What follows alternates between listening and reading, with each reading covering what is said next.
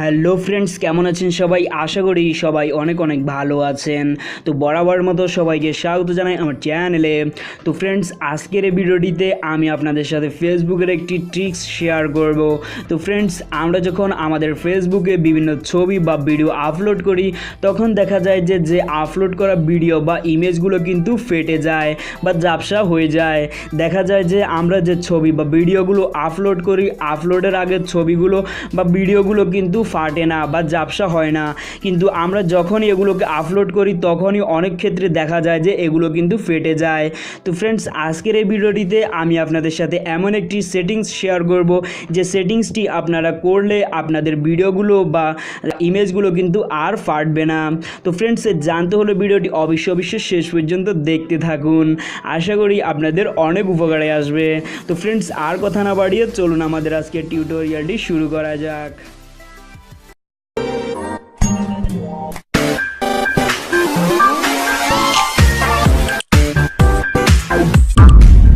তো friends, first of all আপনারা চলে যাবেন আপনাদের ফেসবুকে। তো ফেসবুকে যাওয়ার পর আপনারা এখানে দেখতে পাচ্ছেন 3 লাইন অপশান। তো আপনারা সিম্পলি 3 লাইনের অপশানে ক্লিক করে দিবেন।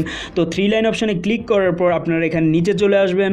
তো নিচে আসার পর এখানে একটি অপশান পেয়ে যাবেন সেটিংস অ্যান্ড প্রাইভেসি। তো আপনারা সিম্পলি সেটিংস অ্যান্ড প্রাইভেসিতে ক্লিক করে দিবেন। তো ক্লিক করার পর এখানে আরেকটি অপশান দেখতে পাচ্ছেন নিচে সেটিংস অপশান। তো আপনারা সিম্পলি সেটিংসে ক্লিক করে দিবেন। তো সেটিংসে ক্লিক করার পর এখানে একটু লোডিং নেবে। তো লোডিং নেওয়ার পর আপনারা এখানে নিচে চলে আসবেন। তো নিচে আসার পর এখানে একটি অপশন দেখতে পাবেন মিডিয়া অ্যান্ড কন্ট্রাক্টস। তো আপনারা সিম্পলি এটাই ক্লিক করে দিবেন।